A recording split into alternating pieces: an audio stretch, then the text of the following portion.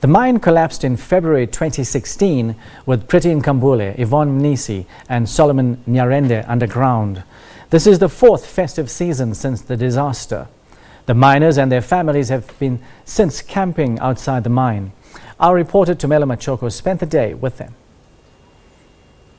Well, it's another bleak festive season here for the miners and the families of Lily Mine, especially the families of the 3 trapped miners that are still trapped underground. It's been 4 years since those miners have been trapped underground. So it's the 4th Christmas actually and the 4th festive season that the families have not spent with their loved ones. But we're going to speak to some of the family members and get their reaction to what has been happening here. And because since the beginning of March, their families actually came down here. They started camping here because they wanted to push the government and also push the mine to start reopening and also to go underground to start looking for the 3 trapped miners there. Let's speak to Sfiso Mavoso is also a family member. He's the brother of Pretty Nkambule. Sfiso, just talk to us about how has since your sister went away, how has that affected the family and the 4 children that she left behind? Actually, after that incident that took place on the 5th of February 2016, a lot of things has changed in our lives, more especially to us as the family members. She was a breadwinner, and after that incident took place, we didn't have somebody who's gonna look after us, and she left 4 kids. The one was 5 months when that incident took place, and they are struggling to cope with their studies in their primary education. So it's quite difficult for us. That thing even led me to drop out of varsity because I was not coping well. That is why I decided to drop out, to come here and camp, to put pressure to our government to intervene, because they have to. It's a must. How can black people be trapped underground for almost 4 years and there is no government intervention? They are sitting as if everything is okay. They were able to assist to those people who went to Nigeria.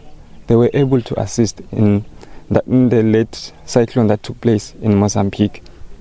But here they are dragging their feet. I don't know why. Well, the frustration that is getting from the families, because they're saying that they have not been helped by anyone, by the government or anyone. But let's since for the last week now, the miners actually went underground. They started to go underground to start looking for the container. Let's speak to Henry Mazibuko. He's one of the people here and one of the miners. Henry, you guys have been going there for the last 3 days, for the last week. So what have you guys found, and are you guys getting any help? Yes, actually today is our 4th day going underground.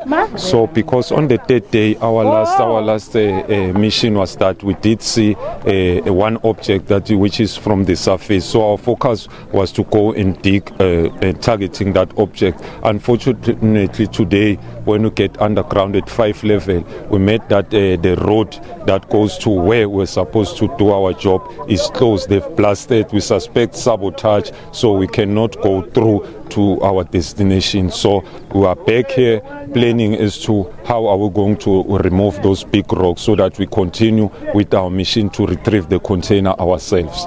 Henry, talk to me about also the fact that you guys have been to court. The court has actually given the mine and the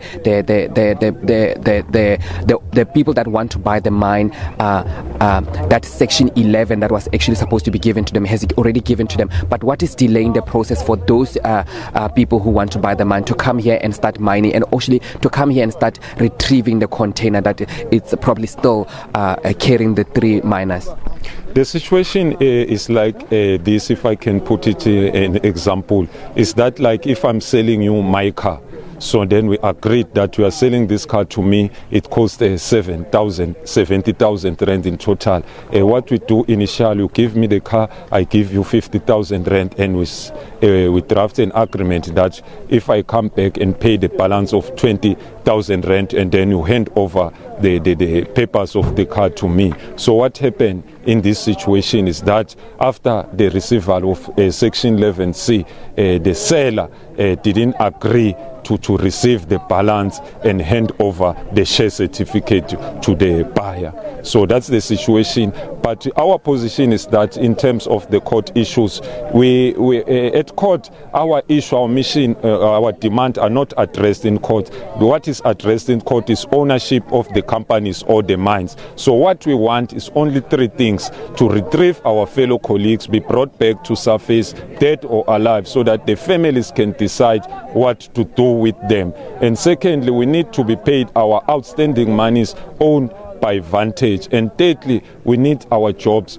back, because you see South Africa, the unemployment rate, which has escalated up to 27% in the province. So that is why we are calling upon the government, especially the Department of Mineral Resources in particular, to intervene, because they've got powers. They are the regulator, because here we are in this situation. For 5 years, private companies are fighting in court. In fact, the other company, you see, they are committed that they are going to pay the outstanding money owed to us by Vantage, and they are committed to search for the container that swallows our three fellow colleagues, and again committed to absorb all the ex-employees back if given this opportunity. So our question is that why can't we give these people, because their proposal is clear and is fair to us. So we don't know where we are stuck now. So we appeal to our government, especially the Mnisi has got all the powers to intervene and solve this issue, because the question from the previous owner, which is Vantage, was that